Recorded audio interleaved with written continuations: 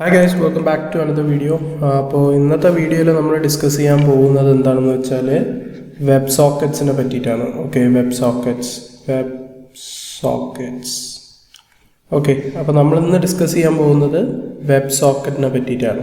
Okay, അപ്പോൾ basically നമ്മൾ ഇന്നത്തെ ഡിസ്കഷനിൽ നമ്മൾ മെയിനായിട്ട് ഡിസ്കസ് ചെയ്യാൻ പോകുന്നതെന്ന് പറഞ്ഞാൽ എന്താണ് വെബ് സോക്കറ്റ് എന്നുള്ളത്. അതായത് എല്ലാവർക്കും ഒരു ഡൗട്ട് കാണും, എന്താണ് വെബ് സോക്കറ്റ്, പിന്നെ അത് എവിടെയൊക്കെയാണ് യൂസ് ചെയ്യുന്നത്. ഓക്കെ, അപ്പോൾ നമുക്ക് ഓരോന്നായിട്ട് എഴുതാം. What is web socket? Okay, what is web socket, അത് നമ്മൾ ഡിസ്കസ് ചെയ്യും. അതുപോലെ തന്നെ where it is used. Okay, where it is used, എവിടെയൊക്കെയാണ് ഇത് ഉപയോഗിക്കുന്നത്. അതുപോലെ തന്നെ എന്താണ് difference between HTTP and HTTPS അതുപോലെ തന്നെ വെബ് സോക്കറ്റും തമ്മിലുള്ളൊരു വ്യത്യാസം എന്താണെന്നുള്ളത് നമ്മൾ ഇന്നത്തെ ഈ ഒരു വീഡിയോയിൽ നമ്മൾ ഡിസ്കസ് ചെയ്യും. ഓക്കെ, അതുപോലെ തന്നെ നമ്മൾ ലാസ്റ്റ് നമ്മുടെ സ്വന്തം we will create our own web socket server. Okay, web socket server create ചെയ്യും നമ്മൾ. Okay, using Node.js. Okay, Node.js വെച്ചിട്ട് നമ്മൾ സ്വന്തമായിട്ടൊരു വെബ് സോക്കറ്റ് സെർവർ നമ്മൾ ക്രിയേറ്റ് ചെയ്ത് കാണിച്ചു തരും. ഓക്കെ, അപ്പോൾ ഇതൊക്കെയാണ് ഇന്നത്തെ ഈ ഒരു ഡിസ്കഷനിൽ നമ്മൾ ചെയ്യാൻ പോകുന്നത്. ഓക്കെ, അപ്പോൾ നമുക്ക് ഫസ്റ്റ് തന്നെ നമുക്ക് ബേസിക്കലി എന്താണ് വെബ് സോക്കറ്റ് എന്നുള്ളത് നമുക്ക് നോക്കാം. ഓക്കെ, വെബ് സോക്കറ്റ് എന്ന് പറയുന്നത്, നിങ്ങൾ ജസ്റ്റ് ഒരു എക്സാമ്പിൾ എടുക്കാം. ഇതൊരു ക്ലയൻ്റ് ആണെന്ന് വിചാരിക്കുക. ഓക്കെ, ഇതൊരു ക്ലയൻറ്റ്, അതുപോലെ തന്നെ ഇതൊരു സെർവറാണെന്ന് വിചാരിക്കുക. ഓക്കെ, ഇത് സെർവറും ഇതൊരു ക്ലയൻറ്റും. സാധാരണ നമ്മൾ എങ്ങനെയാണ് ഈ ഒരു കണക്ഷൻസ് നമ്മൾ ഇത് ചെയ്യുന്നത്, എസ്റ്റാബ്ലിഷ് ചെയ്യുന്നത്? അല്ലെന്നുണ്ടെങ്കിൽ നിങ്ങൾക്ക് എന്തെങ്കിലും ഒരു ഡേറ്റ ആവശ്യമുണ്ട്, ഒരു സെർവറിൽ നിന്ന് എങ്ങനെയാണ് നിങ്ങളത് ഫെച്ച് ചെയ്യുന്നത്? നമ്മൾ എന്താ ചെയ്യുകയെന്ന് വെച്ചാൽ നമ്മൾ നേരെ സെർവറിലോട്ടൊരു റിക്വസ്റ്റ് അയക്കും. ഓക്കെ, സെർവറിലോട്ട് നമ്മളൊരു റിക്വസ്റ്റ് അയക്കുകയാണ് സാധാരണ ചെയ്യുക.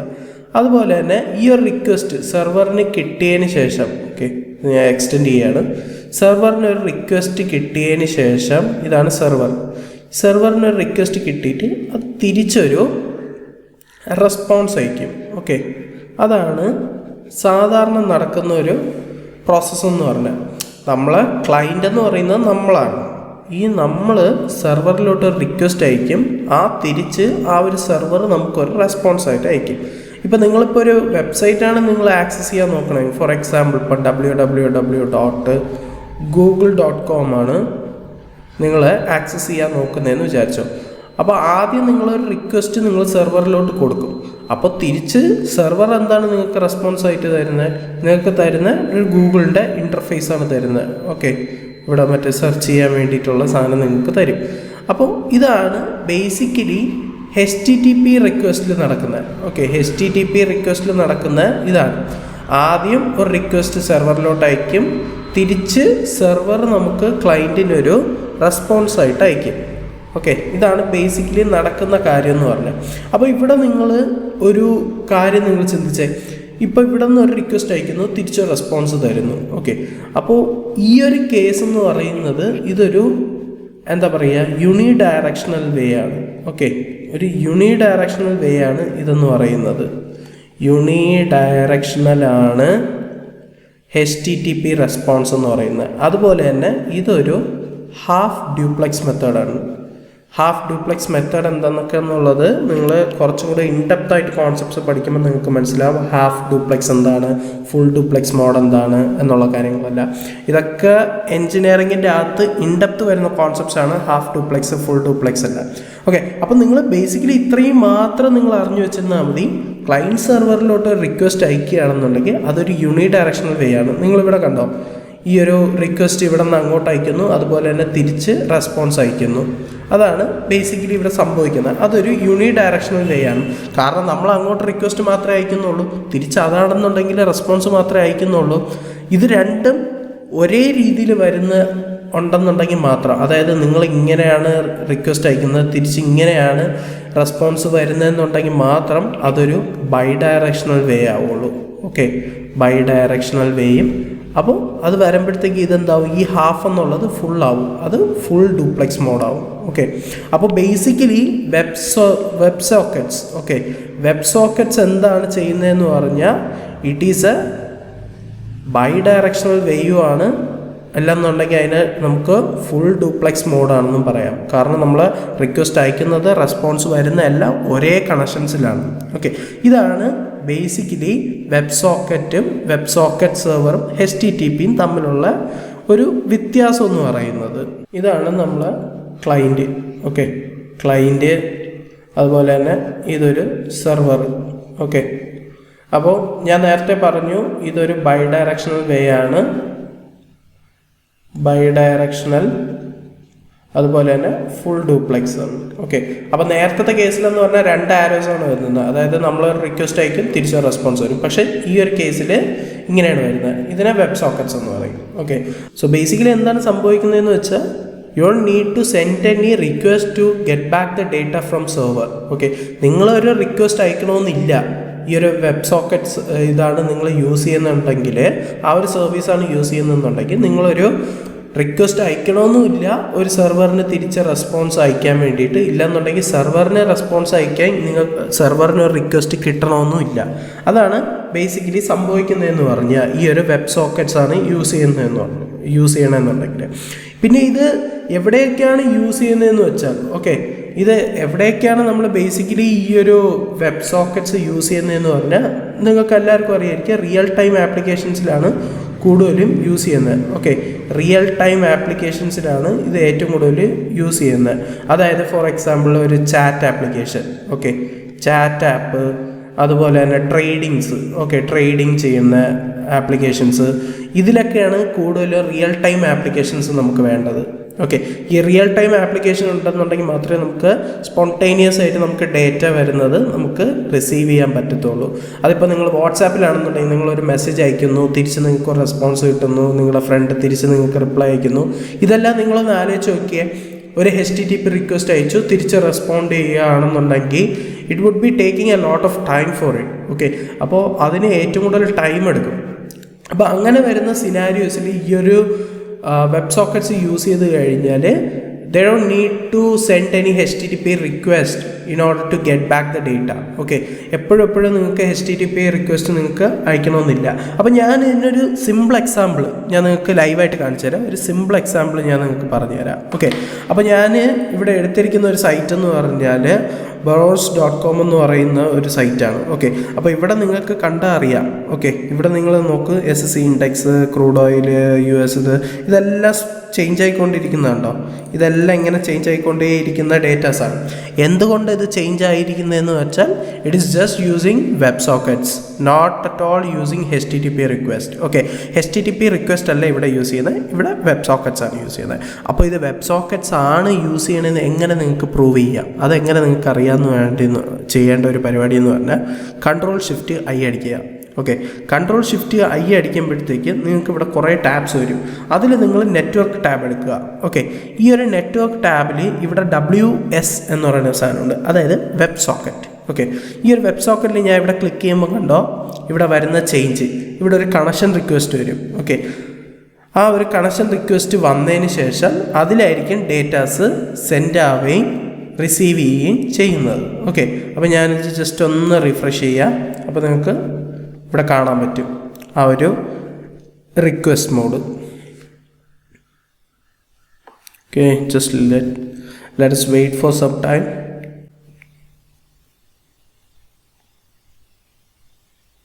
It's just loading. Okay, now you see ഇവിടെ ഒരു കണക്ഷൻ റിക്വസ്റ്റ് ഉണ്ട്. ഈ ഒരു കണക്ഷനിൽ പോയിട്ട് മെസ്സേജസ് എന്ന് പറഞ്ഞ് എടുത്തു കഴിഞ്ഞാൽ നിങ്ങൾക്ക് ഇവിടെ കാണാൻ പറ്റും. അതായത് ഈ ഗ്രീൻ കാണുന്നത് ക്ലയൻറ്റ് സെർവറിലോട്ട് അയക്കുന്ന റിക്വസ്റ്റാണ്. അതുപോലെ തന്നെ ഇത് സെർവർ ക്ലയൻറ്റിന് തിരിച്ചയക്കുന്ന റിക്വസ്റ്റാണ്.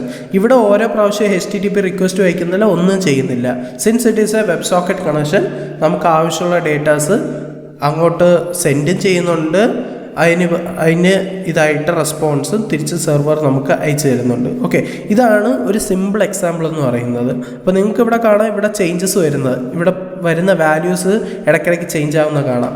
അപ്പം ഓരോ റിക്വസ്റ്റ് അയക്കും, അതുപോലെ തന്നെ തിരിച്ച് റെസ്പോൺസ് ഇങ്ങനെ അയച്ചുകൊണ്ടേ ഇരിക്കും. ഓക്കെ, ഇതാണ് ഒരു സിമ്പിൾ എക്സാമ്പിൾ എന്ന് പറയുന്നത്.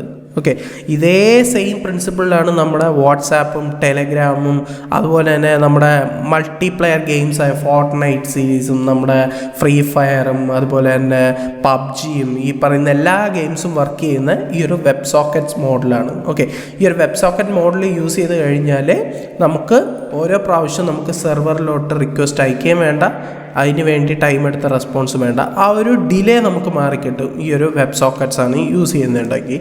ഇതാണ് നമ്മുടെ ബേസിക്കലി ഈ ഒരു വെബ് സോക്കറ്റിൻ്റെ ഒരു ബെനിഫിറ്റ് എന്ന് പറഞ്ഞു കഴിഞ്ഞാൽ. ഇനി ഞാൻ നിങ്ങൾക്ക് ഈ പറയുന്ന HTTPയുടെ എന്തുകൊണ്ട് ഈ ഒരു HTTP നമുക്ക് യൂസ് ചെയ്യാൻ പറ്റില്ല എന്നുള്ള കാര്യം ഞാൻ പറഞ്ഞുതരാം. ഓക്കെ, അപ്പോൾ ഞാൻ നേരത്തെ പറഞ്ഞു നമ്മളിപ്പം ക്ലൈൻറ്റ് മോഡ്, ഇത് ക്ലൈൻറ്റ്, അതുപോലെ തന്നെ ഇതൊരു സെർവർ.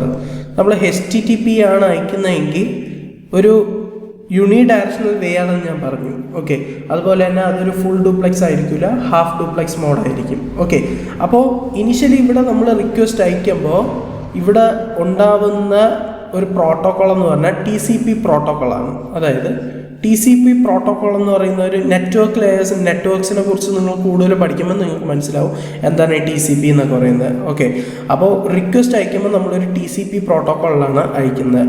ഓക്കെ, പ്രോട്ടോക്കോൾ അല്ല, ഒരു ലെയർ എന്ന് പറയുന്നത് TCP ലെയറിലാണ് നമ്മൾ അയക്കുന്നത്, TCP പ്രോട്ടോക്കോളിലാണ് നമ്മൾ അയക്കുന്നത്. ഓക്കെ, അതുപോലെ തന്നെ തിരിച്ച് നമ്മൾ റെസ്പോൺസ് അയക്കുമ്പോഴും ഒരു TCP പ്രോട്ടോക്കോൾ വഴിയാണ് നമുക്ക് അയക്കുന്നത്.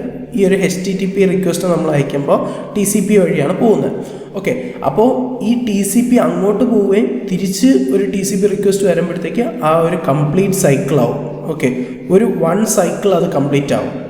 അതാണ് ഈ HTTPS മോഡൽ അല്ലെങ്കിൽ HTTP മോഡലിൽ വർക്ക് ചെയ്യുന്നത്. സോ ബേസിക്കലി ഒരു റിക്വസ്റ്റ് അയക്കും, ഒരു റെസ്പോൺസ് വരും, അത് റിക്വസ്റ്റ് പോകുന്നത് TCP, തിരിച്ച് വരുന്നത് TCP, ഇത് രണ്ടും കൂടെ ആകുമ്പോൾ ഒരു കംപ്ലീറ്റ് സൈക്കിൾ ആവും.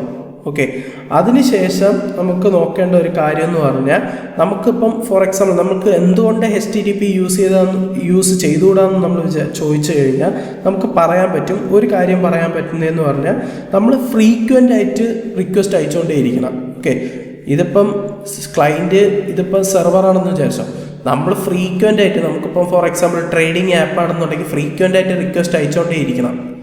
എന്തിനാ? റെസ്പോൺസ് കിട്ടാൻ വേണ്ടിയിട്ട്. അപ്പോൾ it's not a good way to do that. Okay, അപ്പോൾ അതൊരു ബെറ്റർ വേ അല്ല അത് ചെയ്യാൻ വേണ്ടിയിട്ടുള്ള. അപ്പോൾ ഈ HTTP വച്ച് തന്നെ നമുക്ക് ചെയ്യാൻ വേണ്ടിയിട്ട് നമുക്കൊരു മെത്തേഡുണ്ട്, അതിനാണ് പൂളിംഗ് എന്ന് പറയുന്നത്. പൂളിംഗ് എന്ന് പറയുന്ന ഒരു മെത്തേഡ് വെച്ചിട്ടാണ് യൂഷ്വലി ചെയ്തുകൊണ്ടിരിക്കുന്നത്. ഈ HTTP റിക്വസ്റ്റാണ് യൂസ് ചെയ്യുന്നതെന്നുണ്ടെങ്കിൽ ഓക്കെ, ഇത് നിങ്ങൾ വെബ് സോക്കറ്റുമായിട്ട് കൺഫ്യൂസ് ആവേണ്ട, ഇത് HTTPൻ്റെ മാത്രമാണ് പറയുന്നത്. ഓക്കെ, HTTPയിൽ പൂളിംഗ് എന്ന് പറയുന്ന മെത്തേഡുണ്ട്. അപ്പോൾ ആ പൂളിംഗ് തന്നെ 2 രീതിയിലുണ്ട്, ഷോർട്ട് ടേം പൂളിംഗും ഉണ്ട്, ലോങ് ടേം പൂളിംഗും ഉണ്ട്. ഓക്കെ, അപ്പോൾ ഈ ഷോർട്ട് ടേം പൂളിംഗ് എന്ന് പറഞ്ഞാൽ 0.5 സെക്കൻഡ്സ് അല്ലെങ്കിൽ 1 സെക്കൻഡ്സ് വെച്ചിട്ട് റിക്വസ്റ്റ് ഇങ്ങനെ അയച്ചുകൊണ്ടേയിരിക്കും.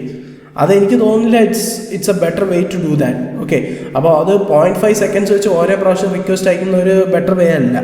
അതുപോലെ തന്നെ ലോങ് മെത്തേഡിലാണെന്നുണ്ടെങ്കിലും ഈ എന്താ സംഭവിക്കുന്നതെന്ന് പറഞ്ഞാൽ നിങ്ങളൊരു റിക്വസ്റ്റ് അയച്ചെന്ന് വിചാരിച്ചോ, ഒരു റിക്വസ്റ്റ് നിങ്ങൾ അങ്ങോട്ട് അയച്ചു, തിരിച്ച് റെസ്പോൺസ് വരാൻ വേണ്ടിയിട്ട് ഒരു ടൈം എടുക്കും. ഓക്കെ, ആ ഒരു ടൈമിന് വേണ്ടി അത് വെയിറ്റ് ചെയ്യും. അതായത് ഇപ്പം ഫോർ എക്സാമ്പിൾ ഈ ഷോർട്ട് ടേം കേസിലാണെന്നുണ്ടെങ്കിൽ നിങ്ങളൊരു ചാറ്റ് ആപ്ലിക്കേഷനിൽ നിങ്ങളുടെ ഫ്രണ്ടിന് നിങ്ങളൊരു മെസ്സേജ് അയച്ചു, അവൻ തിരിച്ച് റിപ്ലൈ അയച്ചിട്ടില്ലെന്നുണ്ടെങ്കിലും അയച്ചിട്ടുണ്ടെന്നുണ്ടെങ്കിലും ഇല്ലെന്നുണ്ടെങ്കിലും ആ ഒരു റെസ്പോൺസ് ഇങ്ങനെ വന്നുകൊണ്ടേയിരിക്കും.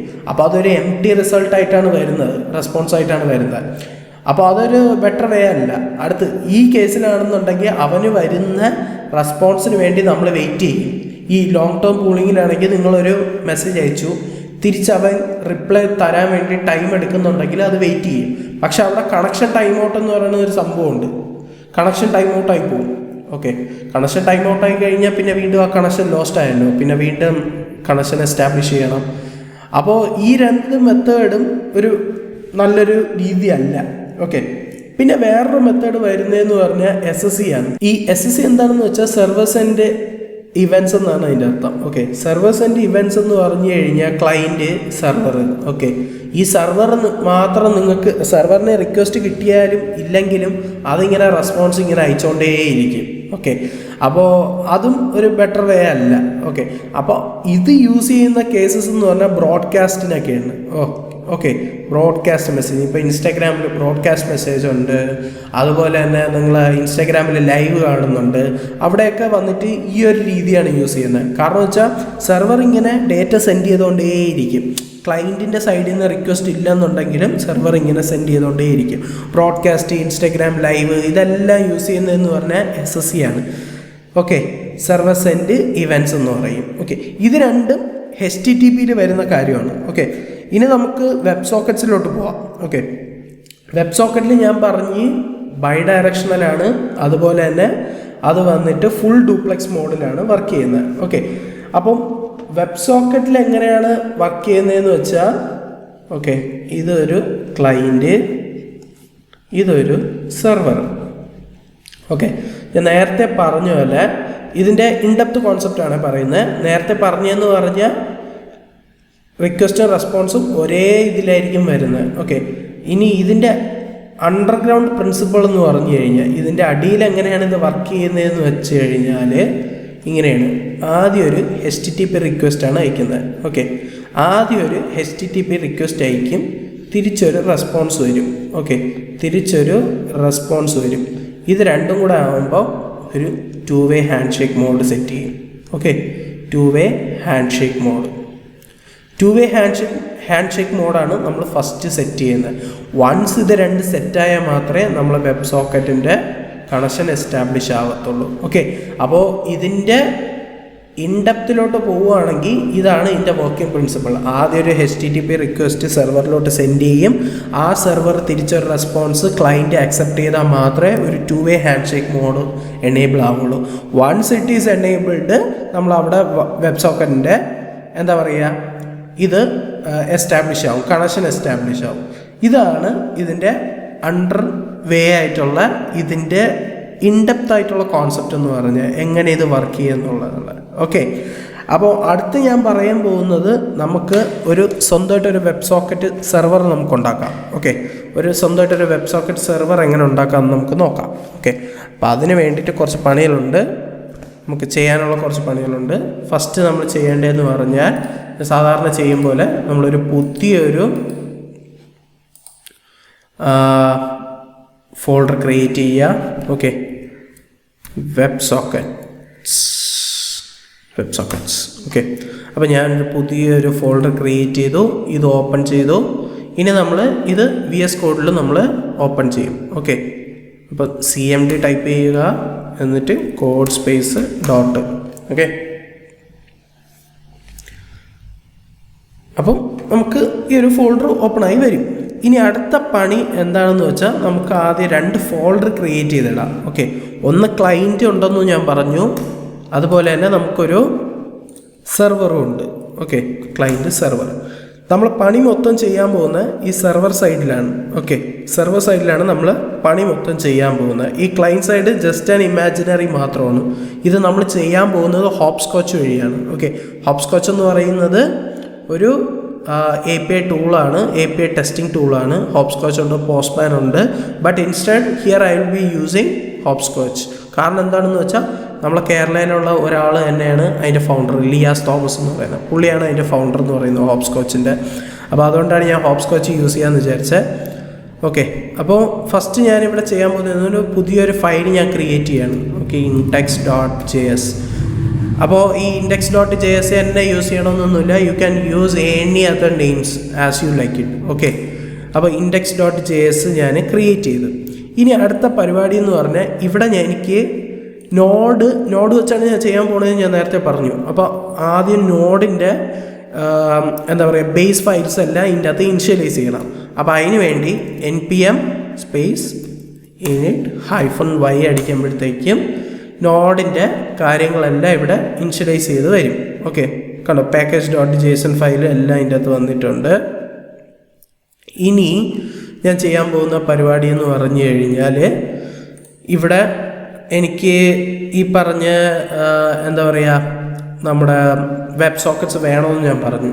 അപ്പം വെബ് സോക്കറ്റ്സിന് വേണ്ടിയിട്ട് ഞാനിവിടെ ഒരു പുതിയൊരു ലൈബ്രറി ഞാൻ ഇൻസ്റ്റാൾ ചെയ്യുകയാണ്. നിങ്ങൾക്ക് വേണമെന്നുണ്ടെങ്കിൽ ഈ പറഞ്ഞ ഡോക്യുമെൻറ്റേഷനൊക്കെ വായിച്ച് നോക്കാം.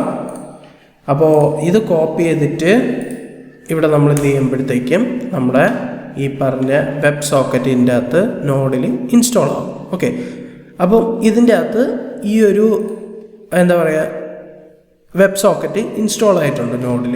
ഇനി അടുത്താണ് നമ്മൾ കോഡിങ്ങിലോട്ട് പോകുന്നത്. ഓക്കെ, അപ്പോൾ ആദ്യം നമുക്ക് വേണ്ടതെന്ന് പറഞ്ഞാൽ എക്സ്പ്രസ് ഇമ്പോർട്ട് ചെയ്യണം. കാരണം ഞാൻ പറഞ്ഞത് നോഡ് ജേസിലാണ് ചെയ്യണം, അപ്പോൾ എക്സ്പ്രസ് വെച്ചിട്ടാണ് ചെയ്യാൻ വേണ്ടിയിട്ടുള്ളത്. ഓക്കെ, അപ്പോൾ ഇമ്പോർട്ട് എക്സ്പ്രസ്. സോ ഞാൻ എക്സ്പ്രസ് ഇൻസ്റ്റാൾ ചെയ്തിട്ടില്ലെന്ന് തോന്നുന്നു. ഓക്കെ, അപ്പോൾ npm എക്സ്പ്രസ്. ഓക്കെ, അപ്പോൾ അതിന് വേണ്ടിയിട്ട് ജസ്റ്റ് എക്സ്പ്രസിൻ്റെ പാക്കേജിലോട്ട് പോവുക, കോപ്പി ചെയ്യുക, ഇൻസ്റ്റാൾ ചെയ്യുക. Okay,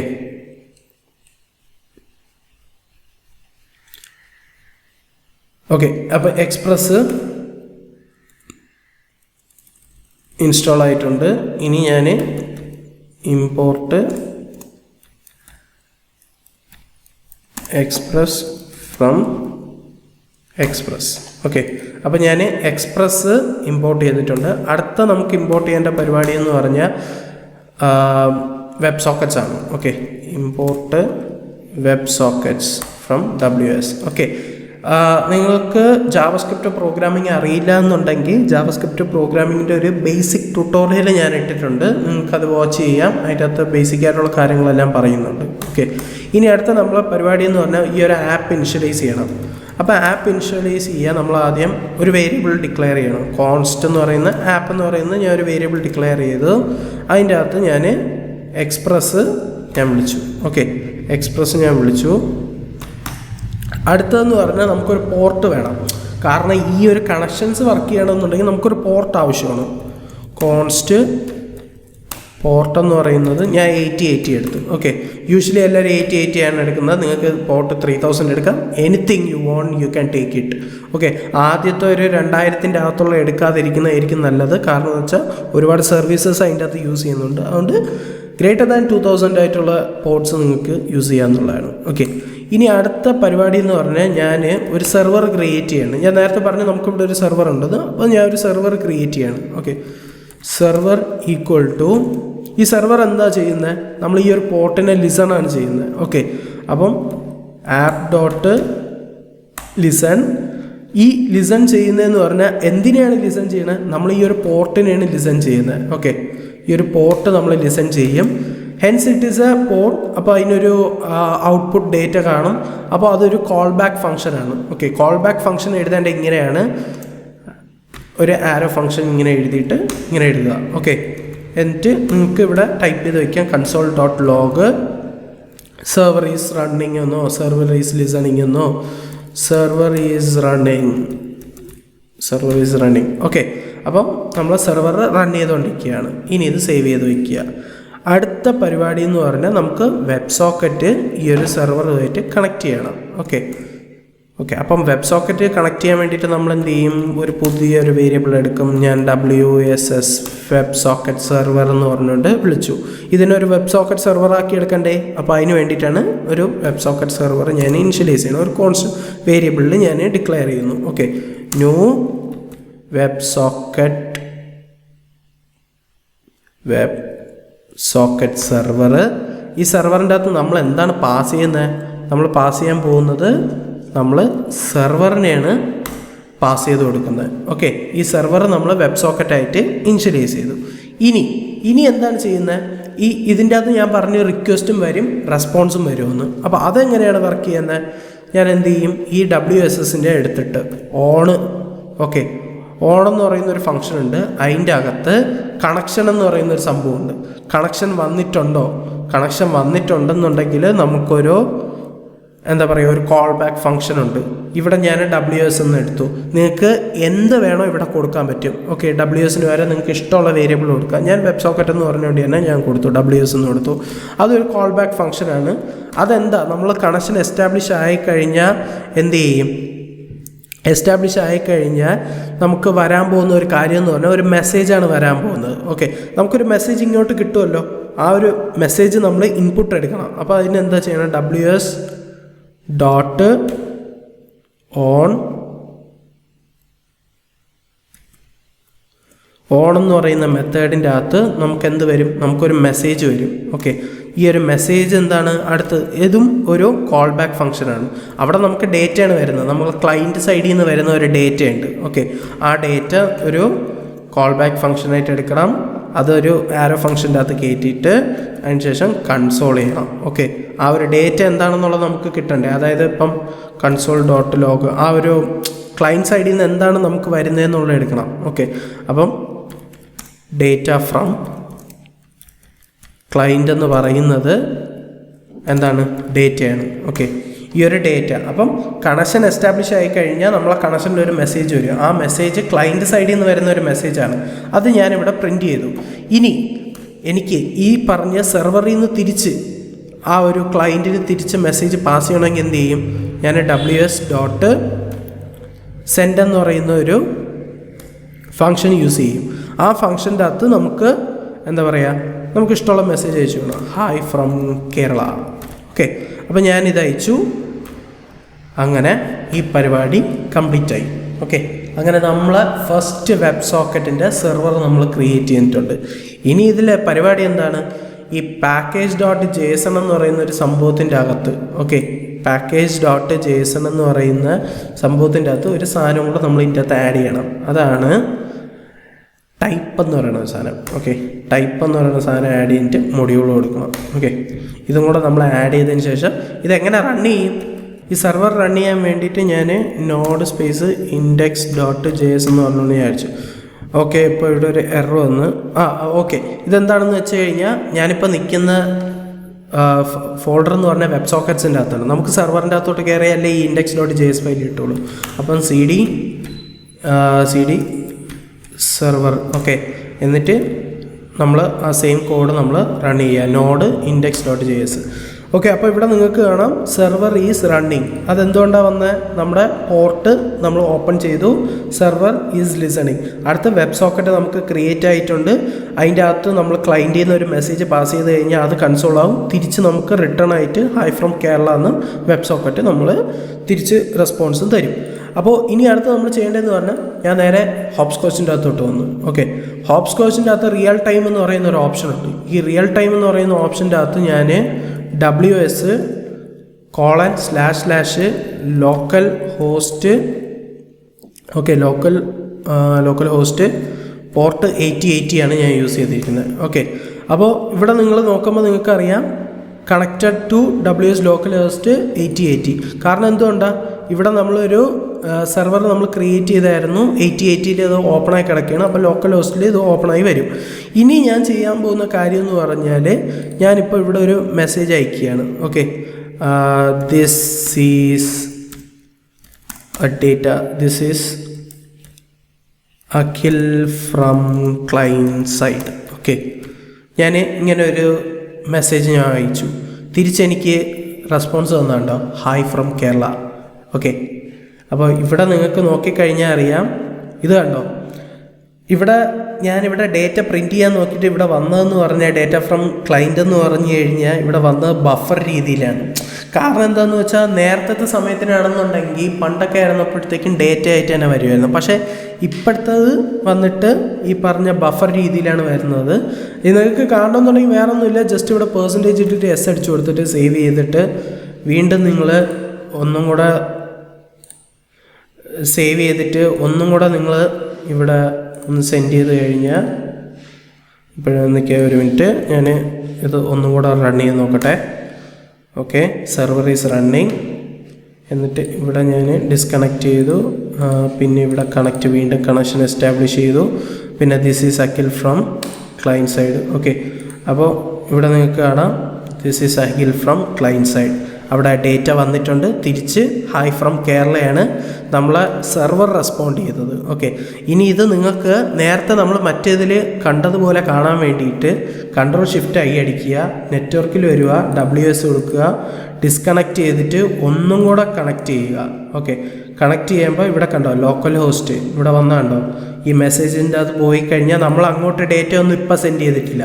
the moment I click on the send button ഇവിടെ നിന്നൊരു ഡേറ്റ അങ്ങോട്ട് പോയി, this is Akhil from client side. നേരെ സെർവറിലോട്ട് റിക്വസ്റ്റ് പോയി. തിരിച്ച് സെർവറിൽ നിന്ന് എന്താണ് വന്നത്, ഹായ് ഫ്രം അഖിൽ. അപ്പോൾ ബേസിക്കലി ഇതാണ് വെബ് സോക്കറ്റ്സ് എന്ന് പറയുന്നത്. അപ്പോൾ നിങ്ങൾക്കൊരു വർക്കിംഗ് എക്സാമ്പിളും കൂടെ എനിക്ക് കാണിച്ചു തരാൻ പറ്റിയതിൽ ഭയങ്കര സന്തോഷമുണ്ട്. അപ്പോൾ ഇങ്ങനെയാണ് ബേസിക്കലി വെബ് സോക്കറ്റ് വർക്ക് ചെയ്യുന്നത്. നമുക്ക് ഇതിനെക്കുറിച്ചുള്ള ഡീറ്റെയിൽ ആയിട്ടുള്ള ഇനി ഇത് വെച്ചിട്ട് പുതിയ പുതിയ ആപ്ലിക്കേഷൻസ് എങ്ങനെ ക്രിയേറ്റ് ചെയ്യണം എന്നുള്ള വീഡിയോസെല്ലാം ഞാൻ ക്രിയേറ്റ് ചെയ്യും. അപ്പോൾ നിങ്ങൾക്ക് എല്ലാവർക്കും ഈ ഒരു വീഡിയോ യൂസ്ഫുൾ ആയിട്ടുണ്ടെങ്കിൽ ലൈക്ക് ചെയ്യുക, ഷെയർ ചെയ്യുക, സബ്സ്ക്രൈബ് ചെയ്യുക. അടുത്ത വീഡിയോ കാണുന്നവരെ ടിൽ ദെൻ ബൈ.